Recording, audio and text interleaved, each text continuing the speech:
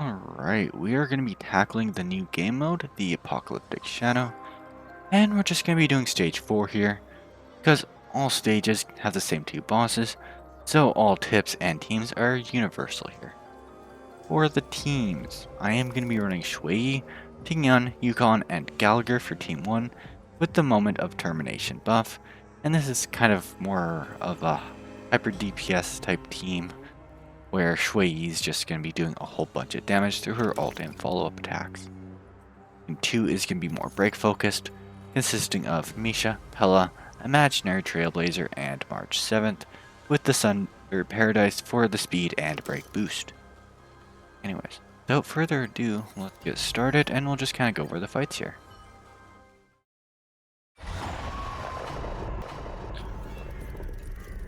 Alright, there is not a whole lot to mention for the techniques.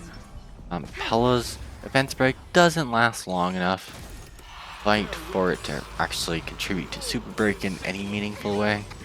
So yeah, it doesn't really matter whose technique you use to initiate. And one thing I will note is that all the ads in these battles contribute a lot of energy to every single unit, so definitely utilize those when looking into using alts. Okay, I'm just gonna shield up here because I didn't freeze that guy, so we can just break it with a counter.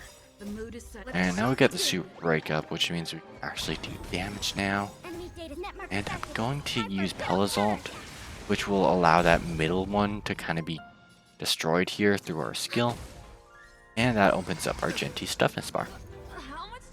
Now I'm just going to use Misha's ult here, just to optimize a little bit more, because he regenerates energy with every skill use, so there's no point holding it at this point in time.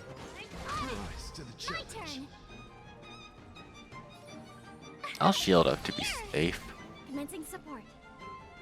I don't think I killed that far right one. I'm just going to play it safe and hit Argenti. One thing to note is that you do not want to spend any time weakness breaking these statues every time Argenti refreshes his toughness bar or refreshes the statues. So always leave one at low health with preferably no toughness bar so that you can kill it turn 1. Because if you're wasting 2 or 3 turns just to open up Argenti's toughness bar, you've lost a whole bunch of action values, which are very useful. Enemy targets detected. Okay, we're gonna save up Pela's ult here, just so that we can quickly break them. And Trailblazer's skill safe there, because that one guy still had a toughness bar, so he absolutely would not die. Nice. Killing here opens up the toughness bar and opens up Argenti to being counter-attacked. Let's start today's duties. Okay. Commencing support. Ready for another? I'll just use a basic. There's really no point in skill. It wouldn't get us our ults.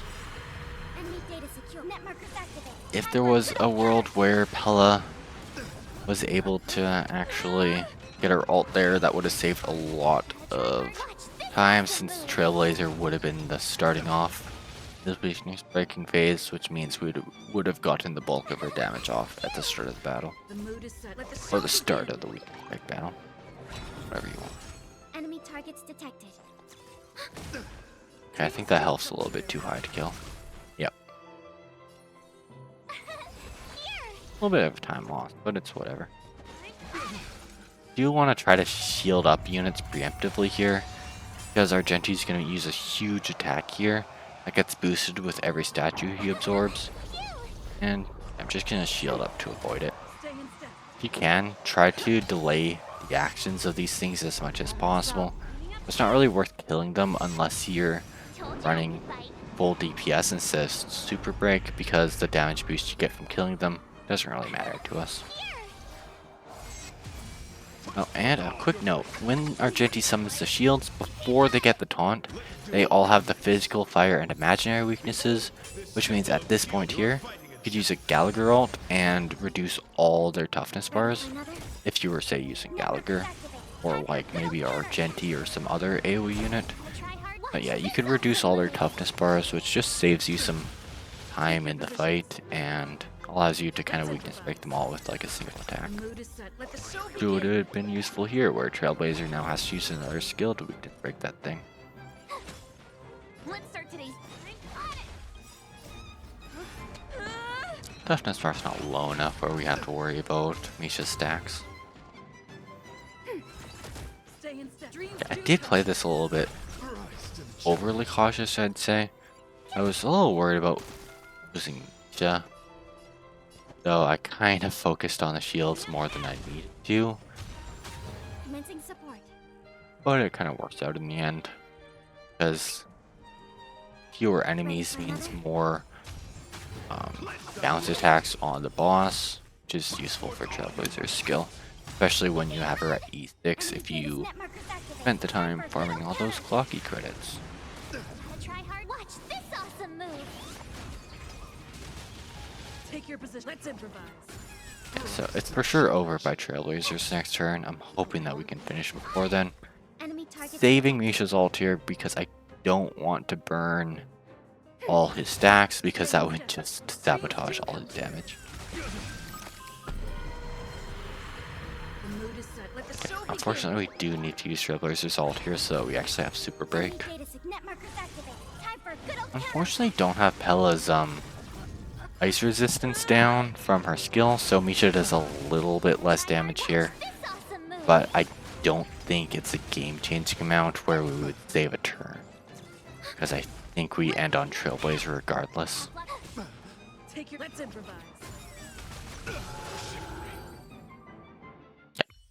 Overall, not a bad time. This was honestly a trial run, which is why I ran Node 2 first. I wanted to see how the dance light cone worked on Trailblazer, and then I also made an interesting choice of trying out a different light cone on March 7th. That didn't work out, but the run worked out, so too lazy to re-record. Gone. That's the moral of the story. Thousand wonders. Anyways, we used Tingyun's ult here to advance all of our actions, and importantly, we save up Xueyi's ultimate, because once we get Yukong's buffs up, we're going to be doing twice the amount of damage at the cost of like 10 energy that we would have gained from being attacked. Stay the course. To the clouds. The wind is. Get Yukong's ult here. This will allow us to get a follow-up attack. No amnesty. And yeah, the far left statue is the highest priority target for these follow-up attacks because it opens up Cocolia to being hit by Gallagher. We got lucky with the first one. Our luck fell off in the second one, unfortunately. But yeah, in a perfect world, Xueyi will be focusing hard the entire fight, while Gallagher will be focusing Cocolia with his enhanced basics to shred her toughness bar. But we just kind of gotta make do. Oh, and I buffed up Yukong there because Xueyi's getting her ult back in a single skill. And I would prefer the Yukong damage boost so that we can try to kill Japard here. The biggest waste of time in this fight is Japard's shield, because you do no damage to anything while it's active. And also you can't damage toughness bars, so you just want to try to prevent it if possible. Freeze to death. Just gonna play it safe and Witness. The avalanche. buff up Xueyi. And also, we've been getting really lucky with this freezes. It's a real mixed bag. You never know if you're gonna get frozen or not gonna get frozen. You admit this crime? A lot of the times you target Xueyi and it's like an instant reset because it's such a time No loss. amnesty from Marstruck. Let's be friends. Okay, I think we'll be able to break with our enhanced basic here. Cool. Okay. You know what? Worked out for the best. We get another Xueyi ult.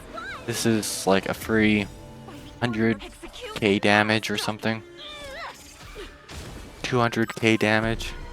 Oh well, that factors in break. Yeah, probably 100k damage. By the order of execute the Marstruck. It's not a lot to comment on here. Stay the course. Make sure to optimize your dance light cone so you're not advancing units forward when they're in the single digits, especially if it's Xueyi, because you lose so much time if you're like me and don't have speed boots on her, so she's super slow. So yeah, if you don't have the option of the action values on the bar on the left turned on, make sure to turn that on in the settings, because it just helps you optimize here. Anyways, our last effort of trying to kill this boss is going to be Yukong into Xueyi ultimate. 25%, not a ridiculous expectation, I'd say. Honestly, it was closer than I thought. I was being optimistic. The power granted by them.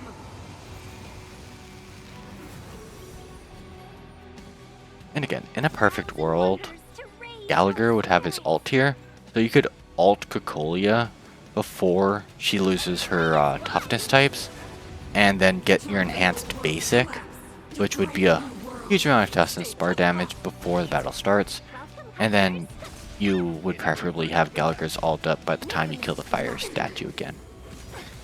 The Order of the Ten Lords. I think I'm gonna play it safe and just ult the lightning statue. I don't think I kill the fire statue, unfortunately, because we don't have Yukong's ult up.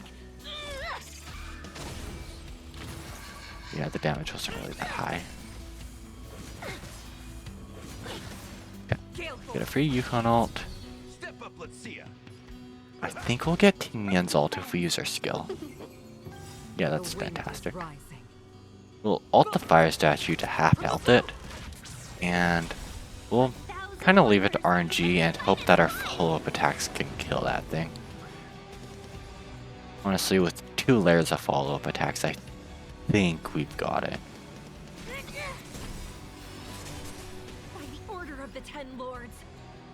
Execute the Marastruck. So we're gonna focus Cocolia here just to reduce her toughness bar, because it's worth it. And do this to get more follow-ups. Okay, it lives on a sliver. We're going to use our skill because the enhanced basic just does so much toughness bar damage that it'd be a waste otherwise. Again, no freeze, that's crazy. I'm not running effect res on any of these characters, except Tingyun. Funnily enough, she's the character that gets frozen most of the time.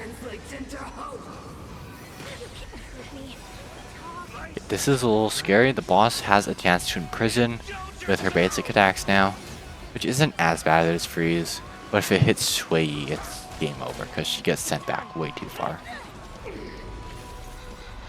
Okay, great, we got her ult up. I don't think we weakness break with our follow-ups, unfortunately. Power translates into hope.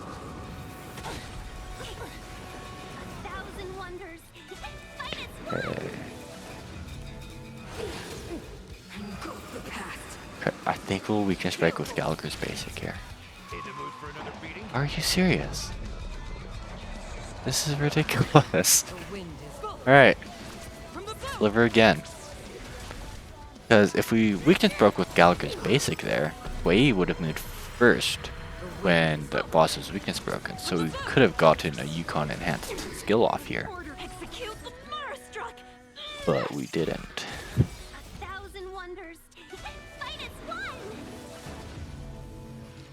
Anyways, Gallagher is running quid pro quo. I don't know if I've mentioned that yet. So that's why I waited for his basic attack before using his ult, so that I wasn't wasting the bonus energy that we gained from it.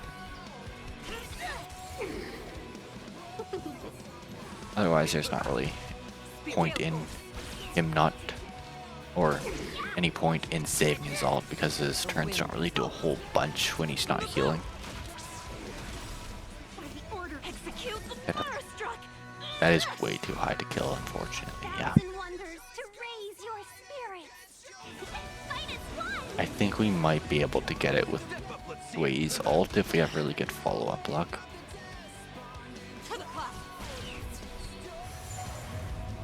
Quite a little closer than I'd like it to be, if I'm being honest. It's weird. I've had such consistent runs before this, and I switched up node 2 a little bit, and I've been stuck in like mid 1200s.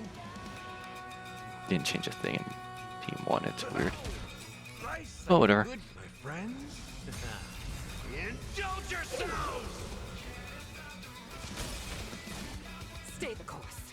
This is going to be our last ditch effort of a Yukong alt into a Xueyi alt. From the boat. Don't really think there's much hope if this doesn't work. Execute the But 10% is not a ridiculous amount, right? No one missed the Marstruck. Okay. Okay. Yeah, I don't notice that action advanced a lot, but it came in at the very end. Alright. That will be all for this video. Thanks for watching. And a quick cut to the unit builds, because I definitely did not forget about them. I'm gonna go over this a little bit more, because there are some things that need a little bit more explaining. For Xueyi, on the fall of an Eon, because Misha's running Indelible Promise, and also I have Xueyi's break effect maxed out for the break effect to damage conversion. So there's really no point in running Indelible Promise. Relics, it was slapping on all my best relics. If you have 4-piece Quantum, obviously much better. But my 4-piece Quantum gives like 100% less crit damage and about the same crit rate, which isn't a good amount of crit rate. I am running the Forge, which I was able to quickly farm up like an hour before recording this. Not the best of stats, but they're acceptable. But yeah, as I was saying, my crit ratio is not that great, which is why I'm running Yukong to make up for my lacking crit rate. For Tingyun and Yukong, they're both running the Dance Light Cone. Tingyun has the 4-piece Watchmaker, because she's the only one with the supportive alt, as well as Broken Keel. Also, everyone's going to have Eidolon 6, so I'm not going to bother showing that. Anyways, again, Dance Light Cone. Yukong's running 4-piece Genius of Brilliant Stars for the little bit of damage increase. And also Inert, but post-recording, I'm definitely thinking that I definitely could have just run Broken Keel, because Xueyi was doing exponentially more damage than Yukong was, and I don't know why I keep showing Eidolons. Anyways, Gallagher was one of the things I wanted to explain. He is running Quid Pro Quo, which is more of a niche light cone, but I think it has a good amount of use on Gallagher because he advances his turn through his ultimate, so he gets more value out of it compared to pretty much any other sustain. And 16 energy or 32 energy when he moves twice consecutively is a pretty good amount. For the relics, pretty much just wanted to maximize his speed, focus a little bit on break effect, but not enough where I really cared. More break effect would have been nice to deal with the lances, but we got through just fine. Misha, Indelible Promise for the break effect, because we are running Super Break, and then he also has a pretty decent amount of crit rate, so he actually can deal crit damage with it. For the relics, I farmed everyone some Iron Cavalry and Forge, because I was away for like a month and had 2400 reserve Trailblaze power and 50 or 60 of the fuels, so I was able to get enough acceptable pieces. Anyways, I'm running Resolution on Pela because the defense break helps super break, and again Iron Cavalry, Trailblazer, Dance Light Cone, very good on her, especially because Misha is so slow. But also we just get more actions, which means more chances to break the enemy's weakness. I was trying out Memories of the Past before, but the damage loss is worth it when you're advancing everyone's actions even more. Relics, again, Iron, Cavalry, and Forge. Those stats aren't really exceptional on any of them, but still, I'll show them anyway. This was a mistake. I was testing it out and got a good enough run where I didn't want to record, but ideally you wear day 1 of my new life. It is in all ways better because there's so much AoE, and this is basically an AoE damage reduction. I'm running a budget break build on March 7th, mostly because I didn't feel like farming another 4-piece of the Iron Cavalry and Forge, and also I ran out of Relic experience. Anyways, yeah, that is all for this video. I am going to be trying to get more stuff out. Haven't tried the Origami Bird event yet, so might cover that. Might cover Divergent Universe. Consider the Last Memory of Chaos. I'm testing some things out, so I want to see how those go. Anyways, thanks for watching if you stuck around this long, and catch you later.